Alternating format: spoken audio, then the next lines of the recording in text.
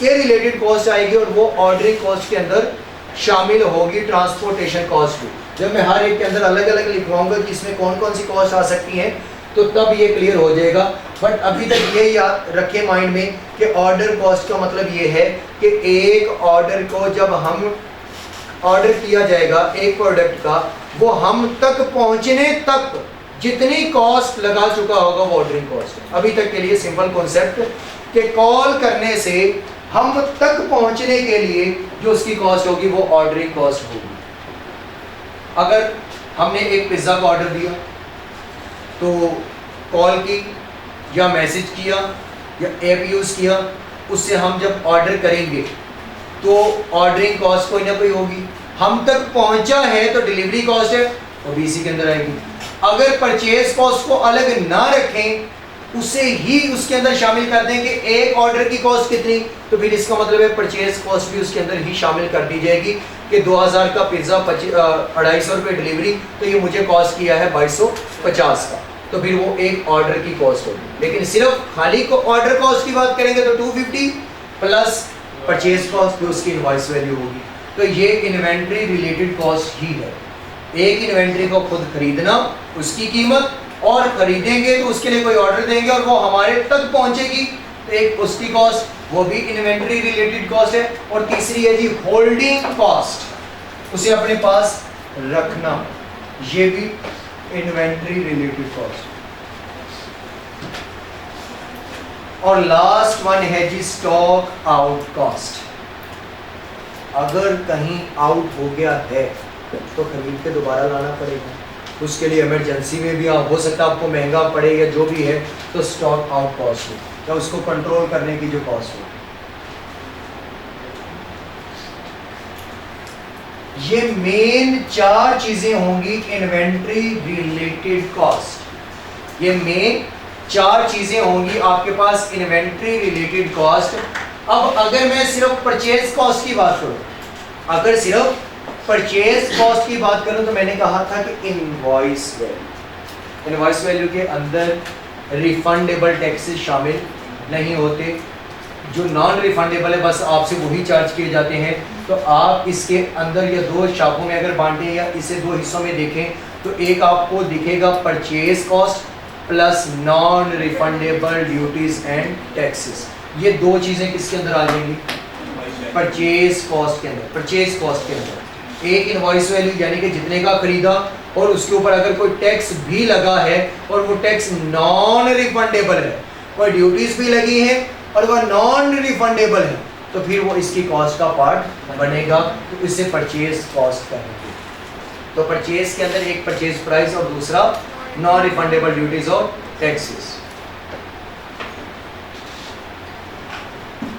फिर आता है जी ऑर्डर कॉस्ट। अगर ऑर्डर कॉस्ट की बात करें तो ऑर्डर कॉस्ट में ट्रांसपोर्टेशन कॉस्ट, ट्रांजिट इंश्योरेंस की कॉस्ट, मतलब वहां तक लाने के लिए जो जो जरूरी खर्चे हैं वो आप देखेंगे। ब्रोकर्स का कमीशन, ये भी तो इसी में शामिल होगा। इसके अलावा कम्युनिकेशन कॉस्ट, जैसे मैंने अभी कॉल का बताया था कि कोई कॉल वगैरह करेंगे उसका कोई एक्सपेंस होगा, मेल वगैरह या ये चीज़ें। फिर ऑर्डर प्लेसमेंट कॉस्ट, इसके अलावा है लोडिंग, अनलोडिंग, इंस्पेक्टेड, ये सारी कॉस्ट इसके अंदर है। अगेन ट्रांसपोर्टेशन कॉस्ट, ये जस्ट एग्जांपल दे रहा हूं, इसके अलावा भी हो सकती है, इसके अलावा भी हो सकती है, क्वेश्चन के अंदर कम भी हो सकती है, कहीं ना कहीं ज़्यादा भी हो सकती है। नंबर 1 पे ट्रांसपोर्टेशन कॉस्ट, नंबर 2 पे ट्रांजिट इंश्योरेंस, इसके अलावा जो है आपके पास ब्रोकर्स का कमीशन हो सकता है, इसके अलावा कम्युनिकेशन कॉस्ट हो सकती है। फिर जैसे मैंने बात की थी कि कोई ऑर्डर प्लेसमेंट कॉस्ट है वो भी होगी। इसके अलावा लोडिंग है, अनलोडिंग है, उसकी कॉस्ट भी उसी के लिए होगी, क्योंकि अगर आप तक पहुंचेगा ट्रांसपोर्टेशन कॉस्ट है तो उसको लोड करना, अनलोड करना, ये भी इसी के अंदर ही शामिल होगा। इसके अलावा कोई इंस्पेक्शन कॉस्ट है, तो भाई आप तक जब आएगा या वहाँ से पिज़्ज़ा डिलीवर होने से पहले जब उसे रखा जाता है तो वो अगर सही नहीं होगा तो वो वापस भेज दिया जाएगा, अगर सही होगा तो आप तक पहुँचेगा।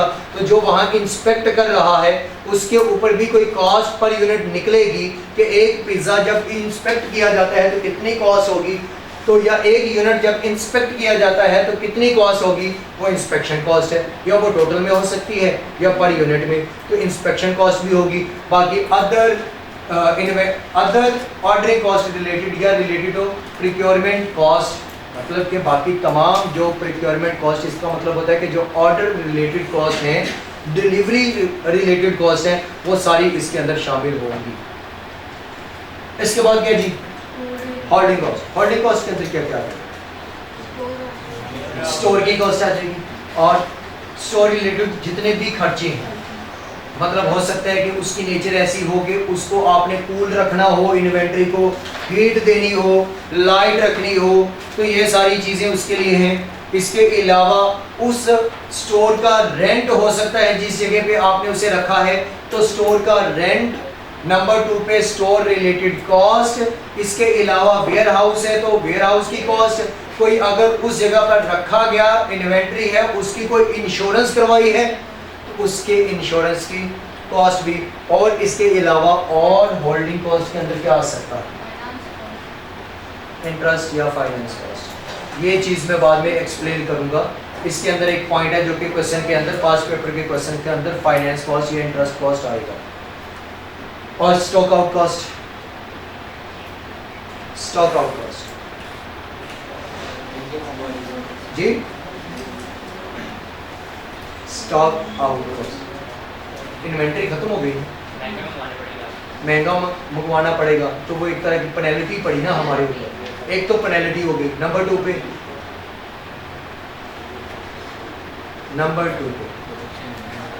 कंट्रीब्यूशन कॉस्ट, अगर वो होता तो उसे बना के कुछ ना कुछ तो कमाना ही था ना, लेकिन अब नहीं था तो उतने का नुकसान हुआ, जितने का नुकसान हुआ वो उसकी कॉस्ट में शामिल है। स्टॉक आउट में दो चीजें, एक कंट्रीब्यूशन कॉस्ट और दूसरी पेनल्टी, कि हमें कितने का बाहर से खरीद कर लाना पड़ा, एक तरह की पेनल्टी पड़ी। और दूसरा कंट्रीब्यूशन कॉस्ट। कंट्रीब्यूशन कॉस्ट में यह है कि अगर वो ना खत्म होता तो फिर तो चीज़ें बना के बेचते रहना था, प्रोडक्शन होती रहनी थी, लेकिन वो अगर स्टॉक आउट हो गया है तो फिर इसका मतलब है कि आप प्रोडक्शन नहीं कर रहे। जब नहीं कर रहे तो किस वजह से नहीं कर रहे, इन्वेंट्री नहीं है, स्टॉक आउट हो गया, तो इन्वेंट्री रिलेटेड खर्चा तो निकल आया। तो फिर कहते हैं कि भाई इस दौरान जितने बना के बेचने थे, इसके लिए जो कंट्रीब्यूशन आना था, अब वो नहीं आएगा, तो जो नहीं आएगा तो उसकी जितनी कॉस्ट बनती है वो इसकी कॉस्ट के अंदर शामिल करना। तो ये है कंट्रीब्यूशन, कि जब चीज़ें ना हो तो जो नुकसान होगा वो जितने का होगा वो स्टॉक आउट कॉस्ट में शामिल।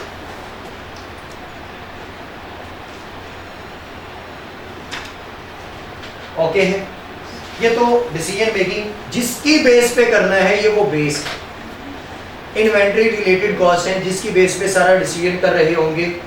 अब इसकी डिसीजन करने की टाइप्स, तो टाइप्स ऑफ डिसीजन।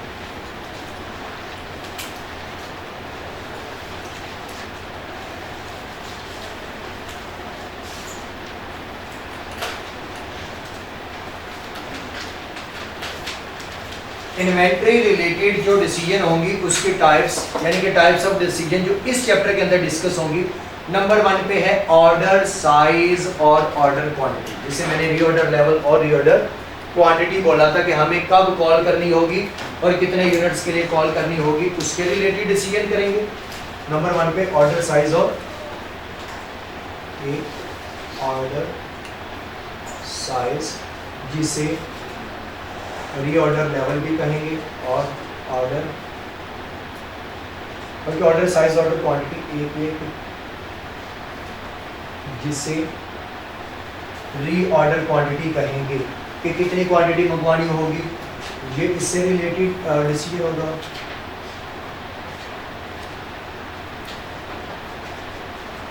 और नंबर 2 पे आपके पास जो डिसीजन होगा वो इन्वेंट्री लेवल से रिलेटेड डिसीजन होगा, रीऑर्डर लेवल वगैरह।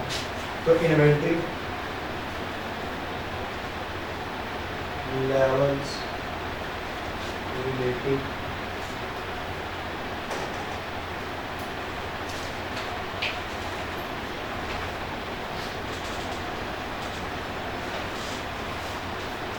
ये कुछ डिसीजंस होंगे। एक आपके पास जो डिसीजन पार्ट ए में है वो है ऑर्डर साइज या ऑर्डर क्वांटिटी रिलेटेड डिसीजन, और दूसरा होगा और इन्वेंट्री लेवल से रिलेटेड डिसीजन। अब हम जो है सबसे पहले करेंगे ऑर्डर साइज या ऑर्डर क्वांटिटी रिलेटेड जो डिसीजन होगा। तो part A, decision regarding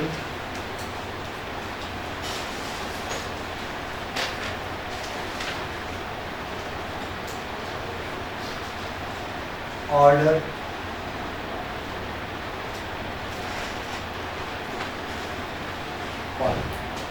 decision regarding order quantity.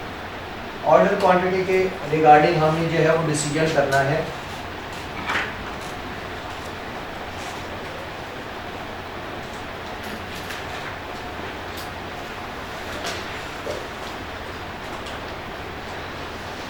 अब यहां पर हमें जब प्रोडक्शन करनी है तो हमें ये पता है कि हमने कितने यूनिट्स परचेज करने हैं, लेकिन ये नहीं पता कि कब कब ये यूनिट्स हमने परचेज करने हैं। अब वो कब कब यूनिट्स परचेज करने हैं, ये कितने कितने परचेज करने हैं, ये काम हमने यहाँ पर करना है कि कितने यूनिट्स की क्वांटिटी का हम ऑर्डर उन्हें दें।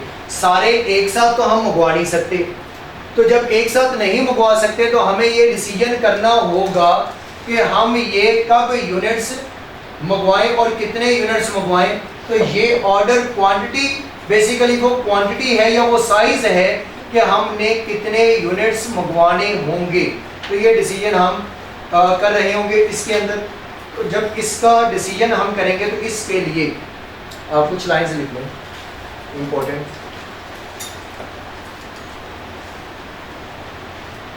Selection of optimum order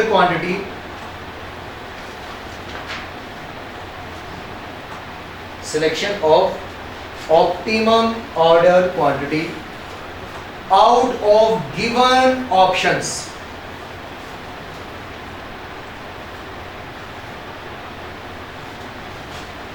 out of given options, यानी कि हमें एक से ज़्यादा ऑप्शंस दिए जाएंगे, और जब ऑप्शंस मिलेंगे तो इसका मतलब है कि वाकई कोई ना कोई डिसीजन करना है कि इनमें से कोई एक ऑप्शन आप सेलेक्ट करेंगे। अब जब आप ऑर्डर क्वांटिटी को डिस्कस करेंगे तो इसके लिए आपको एक ऑप्टिमम बेस्ट जो है वो ऑर्डर क्वांटिटी जो को सेलेक्ट करना होगा कोई दिए गए ऑप्शंस में से। तो स्टेप नंबर 1 कह रहा हूँ, कुछ स्टेप्स की हेडिंग दे दें, उसके बाद लिखेगा 1।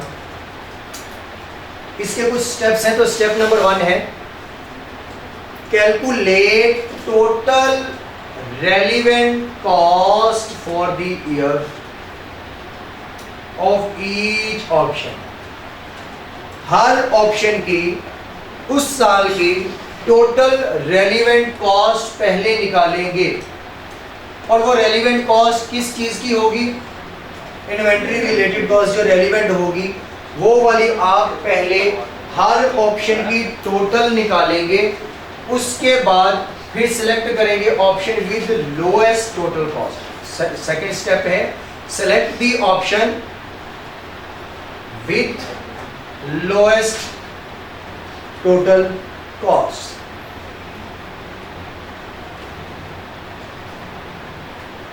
दोनों स्टेप लिख लीजिए।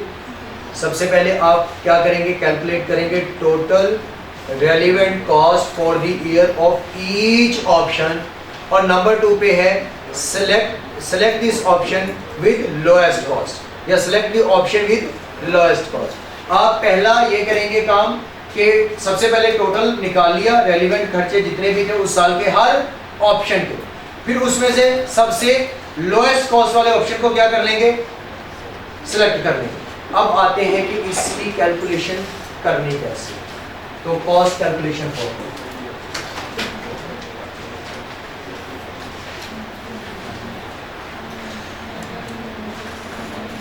कॉस्ट कैलकुलेशन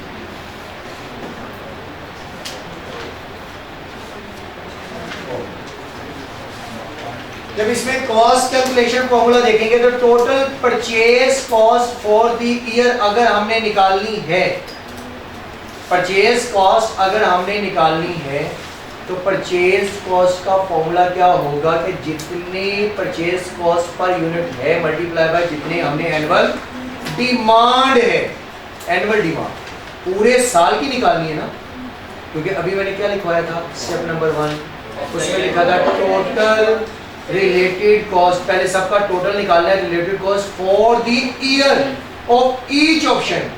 तो हम ऑर्डर तो कर रहे होंगे टुकड़ों में, यही तो हमने निकालना है कि कितने कितने टुकड़े करके इसको मंगवाया जाए, लेकिन ये चीज पहले पता होगी कि मंगवाने पूरे साल में कितने हैं, पूरे साल में मंगवाने कितने हैं ये पता है, लेकिन कितने कितने करके मंगवाने हैं ये नहीं पता, ये हम निकालेंगे और उतने उतने करके मंगवाएंगे जिसमें सबसे कम कॉस्ट लग रही होगी, कि जहां पर हमारे पास सारी कॉस्ट को मिला के सबसे कम आ रही होगी।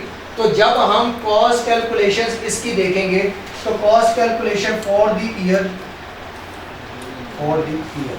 यानी कि पूरे साल की अगर एक साथ ही कॉस्ट लेके आएंगे तो सबसे पहले क्या है परचेज कॉस्ट, सबसे पहले